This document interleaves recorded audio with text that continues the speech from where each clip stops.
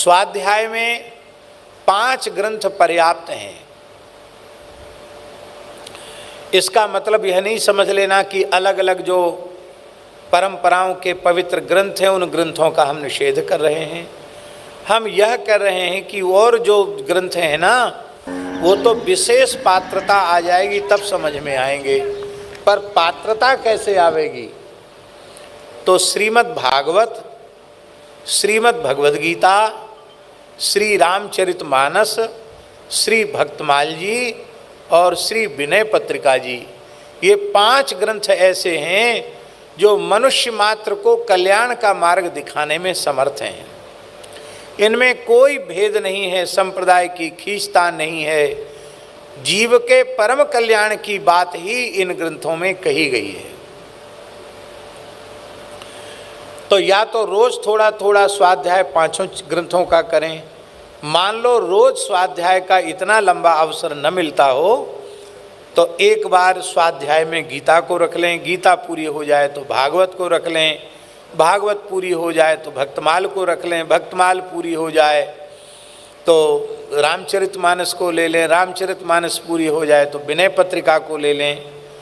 दूसरा एक साधन और है कि आपकी जिस किसी संत में श्रद्धा हो, जिसकी वाणी में आपकी श्रद्धा हो, उस संत की वाणी का श्रद्धापूर्वक नित्य श्रवण करें। आजकल यंत्र के माध्यम से वो सुलभ है। हमारे कैलाश जी बैठे हैं यहाँ, खड़े हो जाओ, दर्शन दे दो।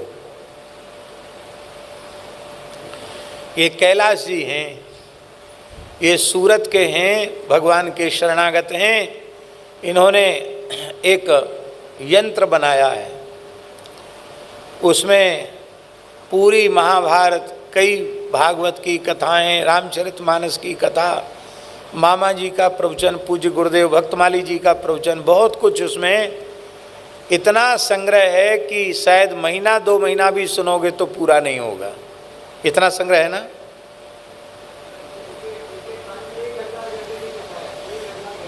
एक 1000 घंटे की कथा है लियो साहब, तो ये तो पक्का हो गया। 1-1 घंटा आप सुनोगे तो 1000 दिन की का सत्संग तो आपको मिल गया। और कितने पद हैं उसमें? 325 भजन कीर्तन है। तो बड़े परिश्रम पूर्वक इन्होंने उसका संयोजन किया है, बनाया है उसको। तो इस प्रकार से यह भी नित्य सत्संग की प्राप्ति का प्रकार हो सकता है, पर स्वाध्याय में कोई न कोई ग्रंथ जरूर रखना चाहिए।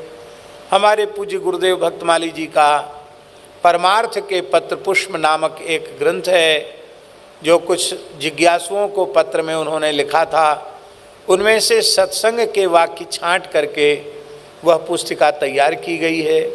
बहुत ही अच्छी पुस्तक है। परमार्थ के पत्र पुष्प, एक ग्रंथ से ही पूरा सत्संग मिल जाता है। पंडित श्री बटोही जी झा ने